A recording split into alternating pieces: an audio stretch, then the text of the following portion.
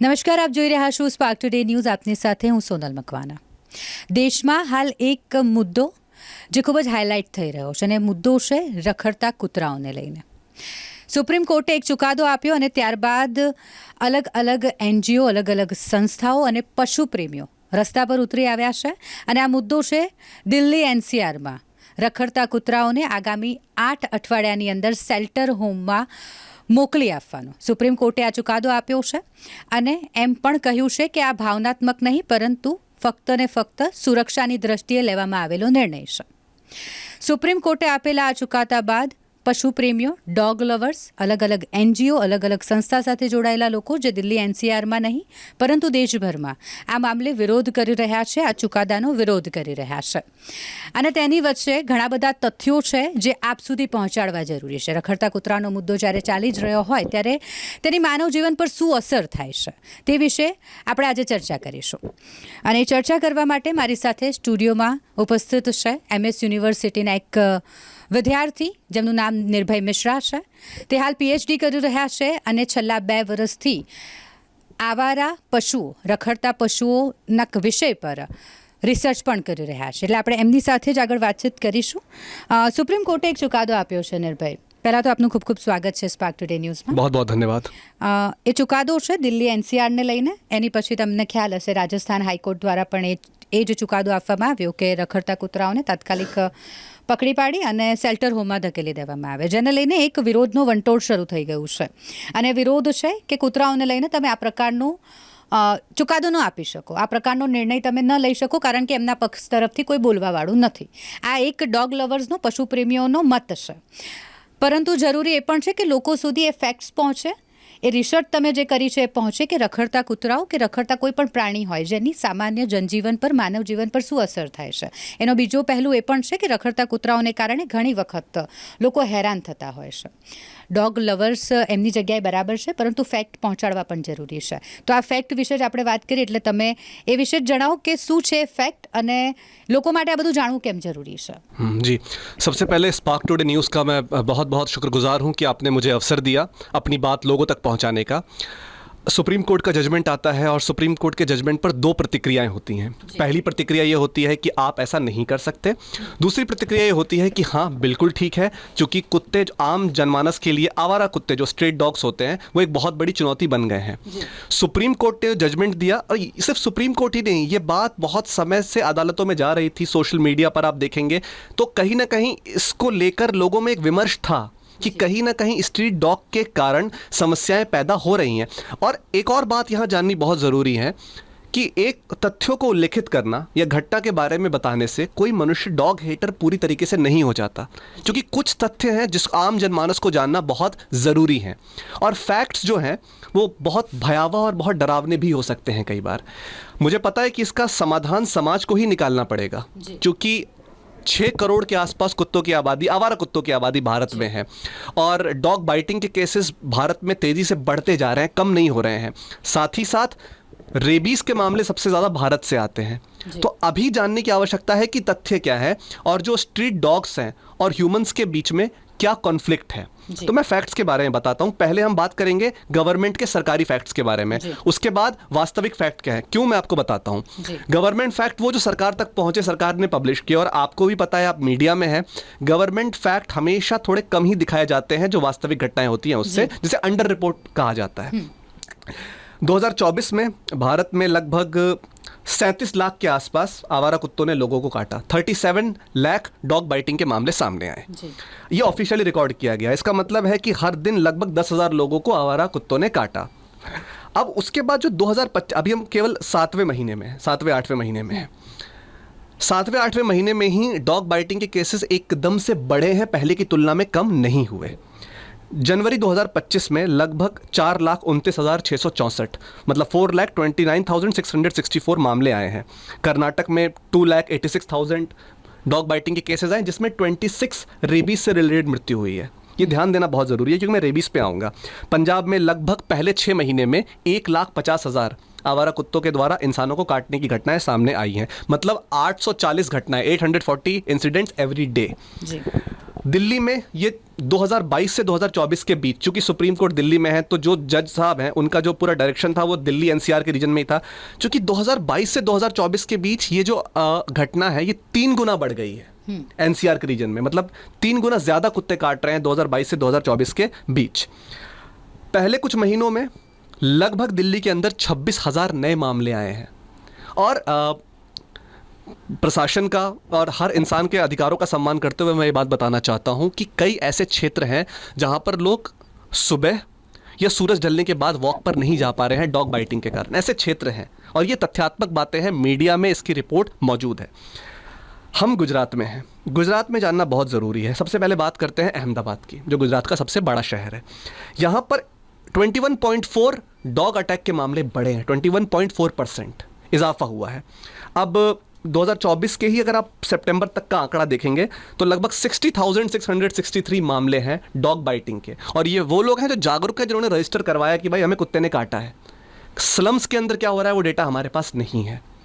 उसके बाद राजकोट का मामला आपके पास है, जहां पर 3 यंग बच्चों पर स्ट्रीट डॉग्स ने हमला किया, मतलब आवारा कुत्तों के झुंड ने हमला किया। 2 बच गए और 1 की मृत्यु हो गई स्ट्रीट डॉग अटैक में। अमरेली का मामला है जहां पर एक बच्चे को कुत्ता घसीट के लेके जा रहा था, आवारा कुत्ता, उसके बच्चे के फादर ने बचाया और वो रेंगता हुआ बच्चा था, मतलब ठीक से चल भी नहीं पाता था। तो ये कुछ घटनाएं हैं जिसने एकदम से समाज की चेतना को जागृत किया। अब अगर हम उसकी बात करें वास्तविक आंकड़े क्या है, मैंने आपको बताया कि 37 लाख असली आंकड़ा है, बट रियलिटी में अगर आप देखें तो क्या क्या आंकड़े हैं आपको समझना पड़ेगा। सरकार के अनुसार 54 रेबीज से डेथ हुई है भारत में, मतलब 54 रेबीज से डेथ हुई है, सरकारी आंकड़ा ये है। WHO का आंकड़ा कहता है 18,000 से 20,000 रेबीज की डेथ इंडिया में हुई है, और Indian council of medical research का आंकड़ा ये है कि नहीं, ये डेटा जो है बहुत ज़्यादा है, सिर्फ 54 रेबीज डेथ नहीं है, उससे बहुत ज़्यादा है। भारत में जो दुनिया में टोटल रेबीज़ की जितनी घटनाएं होती हैं उसमें 36% रेबीज़ से रिलेटेड जो हत्याएं होती हैं, मतलब मौतें होती हैं, माफ़ कीजिए, वो भारत में होती हैं। मतलब टोटल रेबीज़ की डेथ 36% जो है वो केवल इंडिया में रेबीज़ की डेथ हो रही हैं। और इसमें एक फैक्ट जानना और ज़रूरी है। एक लॉजिक दिया जाता है कि रेबीज़ सिर्फ कुत्तों से नहीं होता, एग्री, लेकिन 96 से 99% रेबीज़ से जुड़ी हुई जो मौतें हो रही हैं वो स्ट्रीट डॉग के काटने से ही हो रही हैं। दोनों फैक्ट जानना बहुत ज़रूरी है। अब उसके बाद एक आंकड़ा कहता है कि नहीं, हिंदुस्तान में 37 लाख नहीं बल्कि 1,70,00,000 के आसपास स्ट्रीट डॉग अटैक्स हो रहे हैं। और ये सच इसलिए भी लगता है क्योंकि स्लम का आदमी नहीं जाता रिपोर्ट करवाने के लिए, तो डेटा अंडर रिपोर्टेड रह जाता है बहुत बार। अब उसके बाद आप देखेंगे कि 2024 की अगर हम बात करें तो टोटल डॉग बाइटिंग में जो 5,19,000 जो विक्टिम्स थे वो थे जिनकी उम्र 15 साल से कम की थी। मतलब इसे आप कह सकते हैं किशोरावस्था। 15 साल से कम के बच्चे, लगभग 5 लाख मामले उनके साथ ऐसी घटनाएं घटित हुई हैं। अब ये जो इनके साथ जैसे कुत्ते ने किसी को काट लिया, मतलब किसी के पैर पे काट लिया, तो छोटी मोटी चोटें लग गई, पर कुछ चोटें कैसे होती हैं जो गर्दन पे हो गई, मुंह पर हो गई, किसी को अपनी आंख खोनी पड़ी, किसी को अपनी कान खोना पड़ा। कैटेगरी 3 जो सबसे सीवियर बाइटिंग होती है उसके मामले बढ़े हैं। ये ज़्यादा चिंता की बात है क्योंकि पैर में किसी, हालांकि मैं नहीं चाहता कि कोई इंसान किसी भी लेवल पे विक्टिम बने, लेकिन कैटेगरी 3 लेवल की वायलेंस जो स्ट्रीट डॉग के द्वारा होती है, मेजर बाइटिंग्स, वो धीरे धीरे अपने चरम पर पहुंच रही हैं। ये कुछ फैक्ट्स है जो जानना हमें बहुत ज़रूरी है। अब उसके बाद क्या होता है कि कुछ बच्चों को इसका परमानेंट डैमेज हो गया है, मतलब आपका कोई ऑर्गन चला गया, मान लीजिए कुत्ते ने किसी के पैर में काटा तो वो ठीक हो जाएगा, पर किसी की आंख चली गई, किसी का पूरा कान अलग हो गया, किसी के चेहरे का पूरा मांस का लोथड़ा ही खींच के ले गए कुत्ते।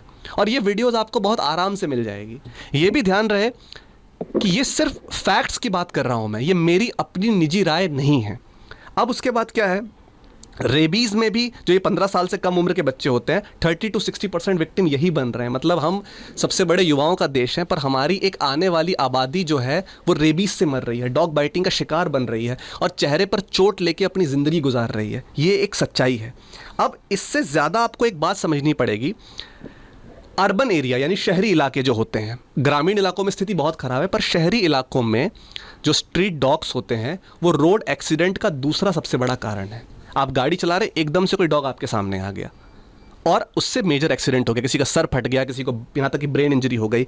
अब जो टोटल जानवरों के द्वारा सड़कों पर हिंसा की जाती है, चाहे उसमें गाय भी हो गई, बैल भी हो गया, भैंस भी हो गया, कोई भी हो गया, वो टोटल एनिमल्स के द्वारा जो सड़कों पे हमला किया जा रहा है जानवरों का, उसमें 62% स्ट्रीट डॉग्स कर रहे हैं अटैक ह्यूमंस पे।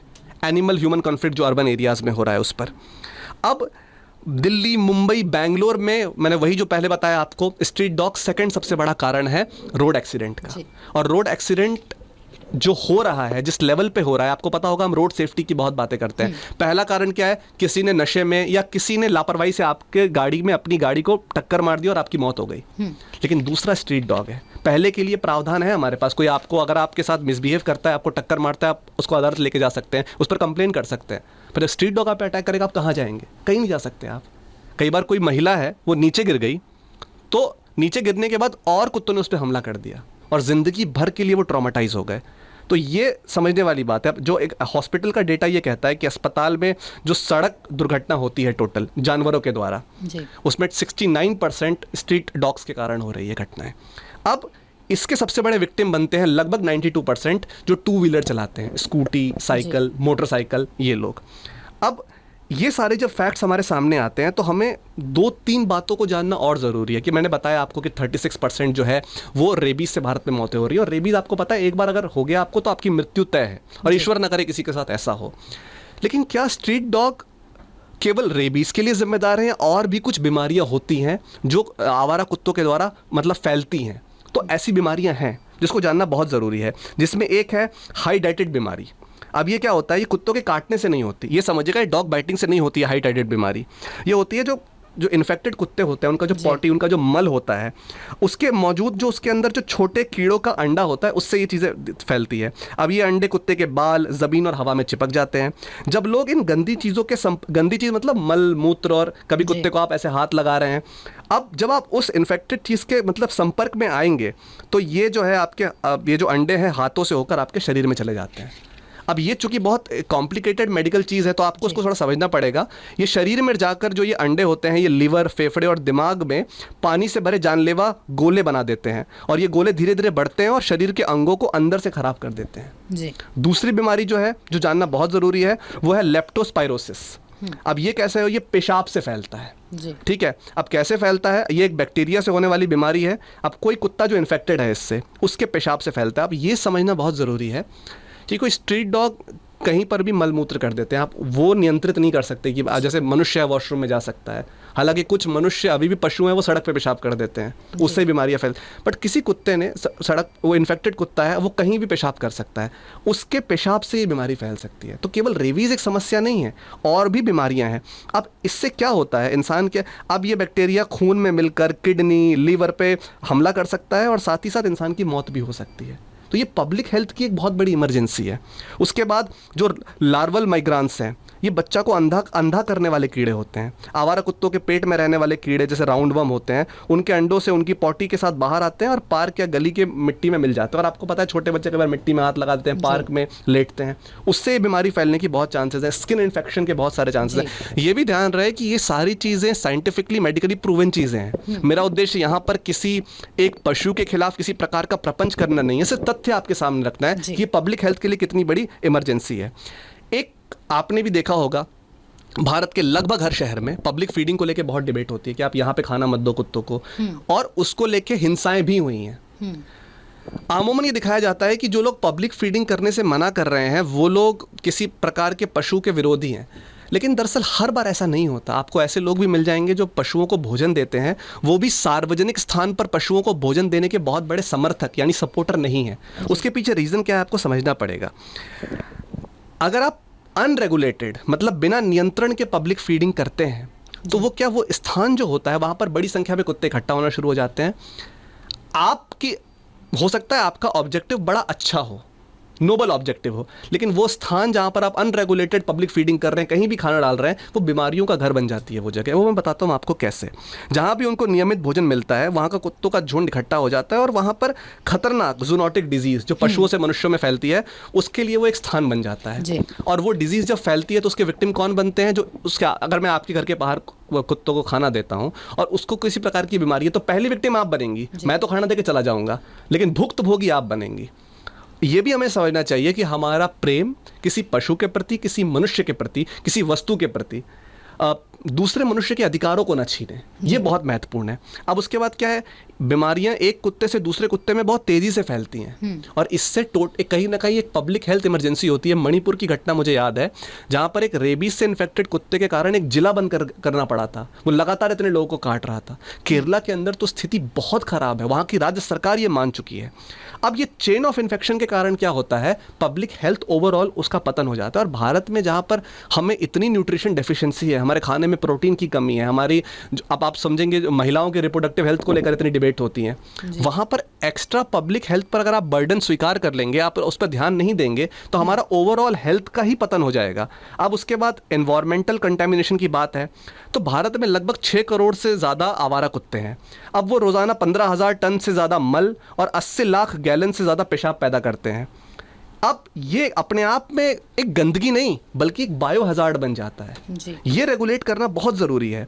अब यहाँ पर क्या हो जाता है कि एक इन्वायरमेंट की अपनी कैरिंग कैपेसिटी होती है कि भाई ये पर्यावरण केवल इतने ही मनुष्य को और इतने ही पशुओं को जो है वो समर्थन कर सकता है। इसलिए आप देखेंगे जब मनुष्यों की आबादी बढ़ती है तो लोग डिबेट करते हैं कि भाई लोगों को बच्चे थोड़े कम पैदा करना चाहिए क्योंकि आपकी आबादी बढ़ रही है तो प्रकृति का नाश हो जाएगा।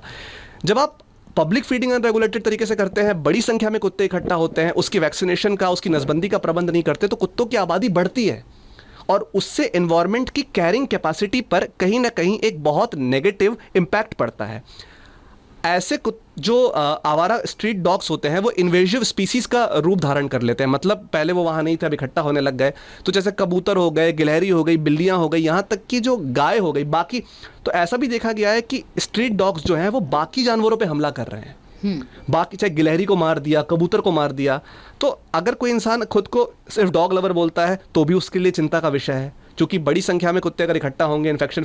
कोई इंसान अपने आप को एनिमल लवर अगर कहता है कि नहीं मैं पशु प्रेमी हूँ, तो उसको ये भी सोचना चाहिए कि जब एक जानवर की संख्या बढ़ती है उससे दूसरे जानवर की संख्या घट रही है, तो ये भी कहीं ना कहीं एनवायरनमेंट के लिए एक बहुत बड़ा चैलेंज है। आपको कई वीडियो दिख जाएगा जहाँ गाय को बहुत ही गहरा जख्म किसी स्ट्रीट डॉग के द्वारा दे दिया गया। अभी मनुष्यों की बात हमने की, पर दूसरे जानवरों को क्या नुकसान होता है, ये भी, इस पर भी ध्यान केंद्रित करना बहुत ज़रूरी है। एक ग्लोबल स्टडी के अनुसार आवारा कुत्ते दुनिया भर में 188 से ज़्यादा जो विलुप्त प्रजाति होते हैं उसके लिए सीधा खतरा है। मतलब कुछ प्रजातियों का पतन हो रहा है, उनकी संख्या बहुत कम है। तो आवारा कुत्तों उनके साथ जो हिंसा कर रहे हैं उससे उनकी आबादी दुनिया भर में ऐसी 188 स्पीशीज़ और हैं, जिसे एनवायरनमेंट की भाषा में कहते हैं क्रिटिकली एंडेंजर्ड स्पीशीज़। उनकी आबादी भी एकदम से कम हो रही है जी। अब उसके बाद क्या है, अगर आप अपार्टमेंट्स के अंदर या मोहल्ले के अंदर जाके लोगों से बातें करते हैं तो देखिए, हमें कई बार ना पेशेंट लिसनर भी होना चाहिए कि भाई सामने वाले की समस्या क्या है, बिना उसको कुछ लेबल दिए। यहाँ महत्वपूर्ण क्या बात है, अगर कोई इंसान है और वो इंसान कह रहा है कि यहाँ पर आप खाना मत दीजिए क्योंकि यहाँ कुत्ते हमें काट रहे हैं, स्टडीज़ क्या कहती हैं? स्टडीज़ ये मानती हैं कि जहाँ पर पब्लिक फीडिंग हो रही है और उसको कोई देखने वाला नहीं है, अन्य कोई आके खाना डाल के चला जाता है, उसके आसपास से जो लोग गुजरते हैं वो मेजर विक्टिम बनते हैं डॉग बाइटिंग का। और ऐसा मानने वाले टोटल 100 में से लगभग 82 यानी 82% लोग ऐसे हैं जो ये मानते हैं कि जैसे बिल्डिंग के जस्ट बाहर आपने खाना दिया तो वहाँ से जो भी गुजरे कुत्ता उसे काट लेगा, क्योंकि कुत्तों का एक टेरिटोरियल बिहेवियर होता है कि भाई ये मेरी टेरिटरी है। अब आप वहाँ, जैसे कि कई आपने देखा होगा पालतू कुत्ते जिस घर में होते हैं वहाँ लिखा रहता है कुतराती सावधान, क्योंकि वो टेरिटोरियल है, आप घुसेंगे आपको मार देगा। अहमदाबाद में आपने देखा था, वो तो स्ट्रीट डॉग नहीं था, एक पालतू रॉट व्हीलर था, बच्ची को पटक पटक के मार दिया उसने। पराग देसाई वाघ बकरी चाय वाले थे, उनके पीछे स्ट्रीट डॉग पड़ गया, वो गिर गए, माथे पे चोट लगी, उनकी मृत्यु हो गई। तो पब्लिक फीडिंग से ये चैलेंजेस भी कहीं ना कहीं फैल रहा है। अब टेरिटोरियल एग्रेशन बढ़ता है। कोर्ट ने भी पब्लिक फीडिंग पे टिप्पणी की हुई है जी। और ये चीज़ें जो है साइंस और आम इंसान जो होता है, जो विक्टिम बनता है, अगर हम उसके पर्सपेक्टिव से देखें तो ये सेंस बनाती है ये चीज़ें, और बिल्कुल बनाती हैं, और हमें दोनों पक्ष को देखना बहुत ज़रूरी है। अब सड़क दुर्घटनाओं के बारे में बात की, आपको पता होगा भारत में बीते कुछ सालों में मेंटल हेल्थ को लेकर जागरूकता बढ़ी है कि भाई शरीर का ही हेल्थ सब कुछ नहीं होता, मानसिक स्वास्थ्य, डिप्रेशन, टेंशन, इसकी बात होती है। जो डॉग वायलेंस के विक्टिम होते हैं वो PTSD डेवलप कर देते हैं, मतलब पोस्ट ट्रॉमेटिक स्ट्रेस डिसऑर्डर। एक बार कुत्ते ने आपको काट लिया, अब आपके मन में जिंदगी भर एक डर बैठ जाता है, और ये होता है, और हमें कभी भी किसी के मानसिक स्वास्थ्य का उपहास नहीं उड़ाना चाहिए। अब वो अगली बार क्या होता है, सड़क पर निकलने में डरते हैं। जैसे किसी का दुर्घटना हुई तो वो अगली बार बाइक चलाएगा तो उसके हाथ पांव थोड़े कांपेंगे। हमारा मन इसी प्रकार का है। अब कई लोगों ने क्या किया है, घर से निकलना बंद कर दिया है। कई लोग जल्दी सुबह नहीं निकलते, देर से निकलते हैं, क्योंकि उनके मन में वो फोबिया है। इसको कहते हैं साइनोफोबिया। जो साइनोफोबिया मतलब जो इस प्रकार का जो जानवरों का जो कुत्तों का भय होता है, सबसे कॉमन एनिमल फोबिया यही है। जो कुत्तों के वॉयलेंस के विक्टिम बनते हैं, लगभग 30% ऐसे विक्टिम हैं जो साइनोफोबिया डेवलप कर लेते हैं। अब जब आपको किसी प्रकार का डर, जैसे किसी लोगों को पानी का डर होता है, किसी को हाइट का डर होता है, तो कहीं ना कहीं उनको वो चीज़ें मेंटली अफेक्ट करती हैं। 99% दिक्कतें तभी दूर हो जाएंगी जब आप विक्टिम के पर्सपेक्टिव से सोचना शुरू करें कि यार ये इनके साथ ये दिक्कत हुई है, तो हम उनकी समस्याओं को नज़रअंदाज नहीं कर सकते। बिल्कुल है, इस संसार में हर चीज़ की अपनी एक वैल्यू है, लेकिन दूसरा विक्टिम जो बन गया है उसकी भी बात, उसका भी उतना ही फ्रीडम है अपनी बात रखने का। एंजाइटी, डिप्रेशन, सोशल आइसोलेशन, मतलब सामाजिक तौर पे इंसान का अकेला पड़ जाना कि मैं किसी से बातचीत नहीं करूंगा क्योंकि वो खौफ। इसका मैं बहुत गंदा उदाहरण है पर मैं वो ठीक है, अब चूंकि बात समझानी है। कोई महिला जिसके साथ शारीरिक शोषण हुआ है, सेक्सुअल हरासमेंट हुआ है, तो जब वो सिमिलर एनवायरनमेंट में जाएगी तो उसका वो ट्रॉमा वापस से दिमाग में आएगा उसके कि यार मेरे साथ ऐसा हुआ था। तो कई, आपको पता होगा, कई छोटी बच्चियां जो होती हैं जिनको बचपन में गलत तरीके से उनके रिश्तेदारों के द्वारा छुआ जाता है, तो वो एक डर डेवलप कर लेती हैं दिमाग में। जो डॉग वायलेंस का विक्टिम है वो भी कहीं ना कहीं उस प्रकार के एक डर को विकसित कर लेता है। अब उसके बाद क्या है, बॉडी इमेज इशू, इस पर कोई बात नहीं करता। चेहरे पर जो कट लग जाते हैं, इंसान जिंदगी भर एक इन्फीरियोरिटी कॉम्प्लेक्स में जीता है। आपको पता होगा, आप तो खैर नहीं आता, पहले काले गोरे को लेके बड़ा भेदभाव होता था, टीवी पे फेयरनेस क्रीम का ऐड आता था, जिसके चेहरे पर ही कुत्ते ने निशान दे दिया, या कुत्ता किसी का कान काट के ले गया। समस्या ये होती है जिंदगी भर वो उस बॉडी इमेज के इशू से सफ़र करता रहता है, जिसका सीधा दुष्प्रभाव उसके मेंटल हेल्थ पे पड़ता है। एक जो सबसे दुखद पहलू है इस पूरी घटनाओं का, गाजियाबाद में या नोएडा में एक लेबर के बच्चे को, मतलब लेबर मजदूरी कर रहा है, उसका बच्चा है, उसको कुत्तों ने आके पकड़ के खींचा और मार डाला। तो जो कल्चर होता है विक्टिम शेमिंग का, कि भाई जो विक्टिम है भुक्तभोगी है, किसी भी चीज़ का भुक्तभोगी है, एक समाज, एक सभ्य समाज के अंदर ही समझ होती है कि भाई आप किसी विक्टिम का मजाक नहीं उड़ा सकते। भाई ठीक है, वो तो भुक्तभोगी है, लेकिन कहीं ना कहीं उस बच्चे के माँ बाप को ये कहा गया कि आप कहाँ थे। अमूमन ऐसे लोग नहीं जानते कि भारत में मजदूरों की, किसानों की स्थिति क्या होती है। वो लेबर्स को डेली काम करना पड़ता है, अगर वो डेली काम नहीं करेंगे तो उनको दिहाड़ी नहीं मिलेगी। उनके बच्चे के मरने पर उनको विक्टिम शेम क्यों करना। श्रीनगर में ऐसा मामला है जहाँ पर एक परिवार अपना घर छोड़ के चला गया आवारा कुत्तों के डर से, ऐसी जगह जहाँ थोड़े आवारा कुत्ते कम थे। तो ये भी घटनाएं भारत में घटित हो रही हैं, जिस पर ध्यान देना उतना ही महत्वपूर्ण है। एक परसेप्शन बना दिया जाता है कि बच्चे की ही गलती रही होगी, इसीलिए किसी स्ट्रीट डॉग ने उसे काट लिया। मैं एक बात जानना चाहता हूँ, जब भी कोई घटना होती है हमें उसे वेरीफाई करना पड़ता है कि ऐसा हुआ है कि नहीं। जैसे एक बच्चा साइकिल चला रहा था, उसे कुत्तों ने काट लिया, घायल कर दिया, तो एक रिस्पॉन्स आता है रेडिट पे, रेडिट जो कोरा के जैसा एक ऐप है, कि बच्चे को साइकिल धीरे चलानी चाहिए थी। एक महिला थी, शायद LIC की कर्मचारी, सब्जी लेके आ रही थी, कुत्तों ने उसका सब्जी वब्जी का पन्नी फाड़ दी, उसका हाथ वाथ नोच लिया।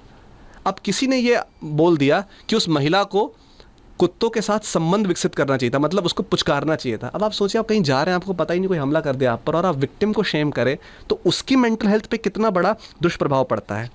अब उसके बाद क्या है, ये नेशन वाइड घटनाएं हैं। अब अगर हम बात करें कि जितने एंडेंजर्ड स्पीशीज़ होते हैं, जितने प्रजातियों पर पहले से ही गंभीर खतरे हैं, उसमें 31 IUCN के रेड लिस्ट में जो स्पीशीज़ है वो कहीं ना कहीं स्ट्रीट डॉग के वायलेंस के विक्टिम बन रहे हैं। उनकी आबादी ऑलरेडी कम हो रही है, सरकार उनको बचाने के लिए वैश्विक स्तर पे प्रयास कर रही है, पर स्ट्रीट डॉग के वायलेंस के कारण उनकी आबादी और कम होती जा रही है। और इसके कई सारे उदाहरण हैं, जैसे ग्रेट इंडियन बस्टर्ड की बात करें, कुत्तों की वजह से इनके अंडों के जीवित रहने में 60 to 70% की कमी आई है स्ट्रीट डॉग के कारण। हिरण और नीलगाय की बात करें, हरियाणा के हिसार में स्ट्रीट डॉग्स ने 5 साल के अंदर 1641 नीलगाय और 361 से ज़्यादा काले हिरण को मार डाला है। हैदराबाद विश्वविद्यालय के परिसर में 2017 से लेकर 2022 के बीच कुत्तों ने लगभग 250 से लेकर 300 चीतीदार हिरणों को मार दिया। वो भी तो पशु हैं, पर्यावरण में उनकी भी तो भूमिका है। अब उसकी बात करें तो जो हिमालयन ब्राउन बियर होते हैं, उनका भी कहीं ना कहीं एक स्ट्रीट डॉग के अटैक के कारण उनकी भी आबादी कम हुई है। अब स्ट्रीट डॉग जिस एरिया में एकदम से बढ़ जाते हैं, वहाँ जो संसाधन होते हैं उसके लिए वो बाकी जानवरों के साथ कॉम्पीट करते हैं। अब समझिए कि अगर एक कटोरा है, उसको लेकर 10 जानवर हैं, तो उनके बीच में संघर्ष होगा। तो जो वहाँ पहले से रहने वाले जीव हैं अदर देन स्ट्रीट डॉग्स, उनको भोजन नहीं मिल पाता, क्योंकि पहले स्ट्रीट डॉग उनको मार देते हैं, क्योंकि अमूमन स्ट्रीट डॉग की आबादी ज़्यादा है। तो ये सारी चीज़ें बहुत ज़्यादा एनवायरनमेंट और इकोलॉजी से रिलेटेड चैलेंजेस को पैदा कर रही हैं, जिस पर हमें विचार करना बहुत ज़रूरी है। एक पहलू जिस पर कोई बात नहीं करता वो है आर्थिक पहलू। इंडिया में मिडिल क्लास पर मैं खैर किसी गवर्नमेंट पॉलिसी पे कमेंट नहीं करना चाहता, बट मिडिल क्लास के लिए एक रुपये कितना ज़रूरी होता है। आप भी अर्न करती हैं, आप भी अर्न करते हैं, मैं भी अर्न करता हूं, तो हमें पता होता है। अब एक सामान्य डॉग बाइट के बाद सिर्फ रेबीज से बचाव के इलाज पर ही औसतन यानी ऑन एन एवरेज 5,128 का सीधा खर्चा आता है जी। आप ज़रा सोचिए, इंडिया में ठीक है वो गवर्नमेंट पॉलिसी पे कमेंट नहीं करना चाहते, बट एजुकेटेड अनएम्प्लॉयड लोगों की संख्या कितनी ज़्यादा है जी। कई लोग फ्रस्ट्रेट होकर बोलते हैं कि नहीं कराना इलाज, वो रेबीज निकल जाता है, वो मर जाते हैं जी। अब उसके बाद बेहतर इलाज की उम्मीद में लोग प्राइवेट हॉस्पिटल जाते हैं, और आपको पता है कि गवर्नमेंट हॉस्पिटल और प्राइवेट हॉस्पिटल में पैसों के खर्च में बहुत बड़ा डिफरेंस हो जाता है। और पंजाब और हरियाणा हाईकोर्ट कहती है कि प्रति दांत के निशान पर 10,000 का मुआवजा मिलेगा। मतलब ईश्वर ना करे कभी ऐसा हो, पर अगर आपको किसी कुत्ते ने काटा और एक दांत का निशान है 10,000 रुपये, 2 दांत का निशान है तो 20,000 रुपये। बर्डन किस पे पड़ेगा? राज्य सरकार पे। राज्य सरकार उस पैसे को कहाँ से प्राप्त करेगी? टैक्स लगा के। तो विक्टिम बन रहा है एट द एंड अर्न करने वाला क्लास। एक बात और ध्यान रखिएगा, डॉग वायलेंस के मेजर विक्टिम बनते हैं लेबर क्लास जो डेली अर्न करते हैं। समस्या क्या होती है कि अब अस्पताल में आने जाने से क्या होता है, लगभग 5 दिन उनको अस्पताल में आना जाना होता है, छुट्टियां लेनी पड़ती है। इससे क्या होता है, उनको डेली जो दिहाड़ी पे कमा रहे हैं पैसे उसकी हानि होती है उनको। और कई लोगों को नौकरी से भी निकाल दिया जाता है कि भाई आप कब तक छुट्टी करेंगे। डॉग वायलेंस के कारण इस समस्या का उनको सामना करना पड़ता है। और कई बार ये कहा जाता है कि नहीं भाई कुछ वैक्सीन फ्री होती हैं, बट आपको यहाँ पर एक छलावा समझना है। वो छलावा क्या है? कई बार लोग कहते हैं कि भाई हमारे पास स्टॉक नहीं है, आप प्राइवेट हॉस्पिटल जाइए, वहाँ इलाज कराइए।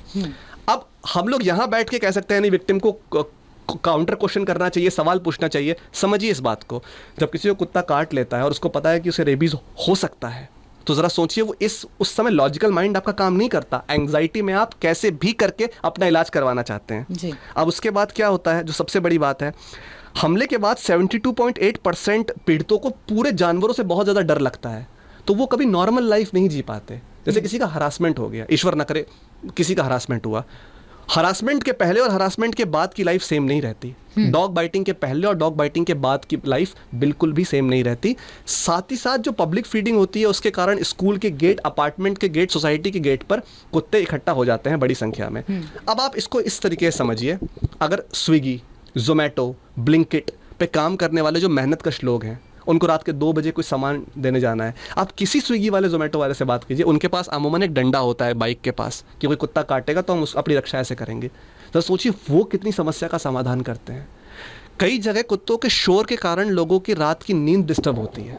मैं सिर्फ प्रॉब्लम हाईलाइट कर रहा हूँ कि बहुत रात को जोरदार शोर हो रहा है तो स्लीपिंग पैटर्न डिस्टर्ब हो रहा है। ये सारे वो तथ्य हैं जिस पर हमें बात करना बहुत ज़रूरी है। और मैं एक छोटा सा पार्ट आपको बताना चाहता हूँ।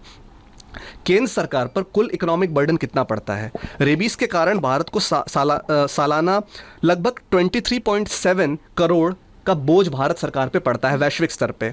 अब आप केंद्र सरकार के नेशनल हेल्थ मिशन के तहत एंटी रेबीज वैक्सीन और रेबीज इम्यूनोग्लोबिन की बात करते हैं, तो ये फंड लगातार बढ़ाने की आवश्यकता पड़ रही है। कारण क्या है? क्योंकि स्ट्रीट डॉग वायलेंस लगातार चरम पे बढ़ रहा है, तो आपको फंड भी देने पड़ेगा ना, क्योंकि आप फ्री वैक्सीन कहाँ से लगवाएंगे? लेकिन वो फंड कट कहाँ से होगा? वो फंड होगा मेन और वुमेन सेफ्टी से कट किया जाएगा, एजुकेशन से कट किया जाएगा, स्पोर्ट्स से कट किया जाएगा।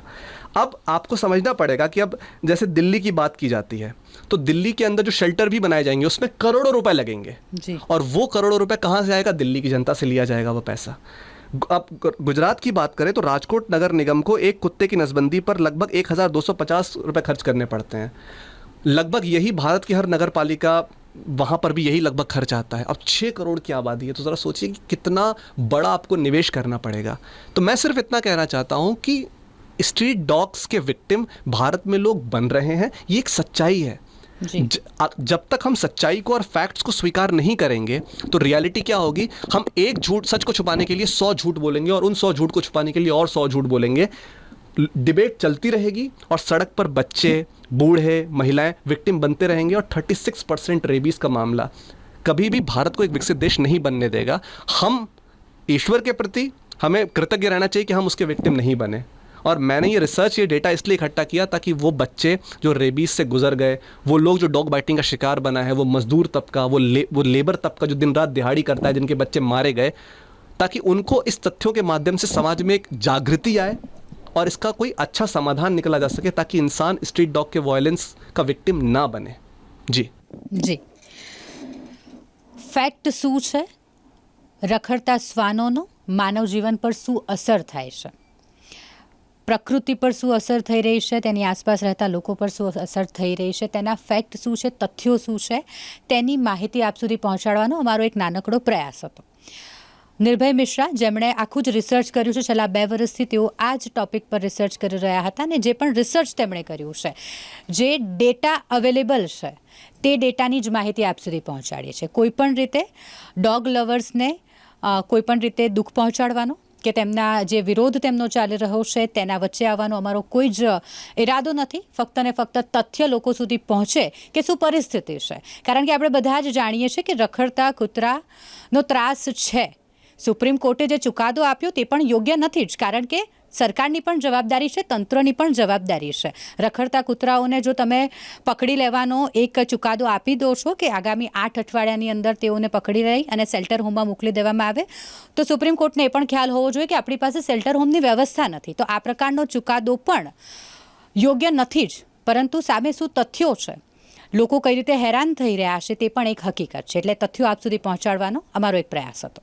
કેમેરા પર્સન ગૌતમ સાથે હું Sonal Makwana, spark today news માટે.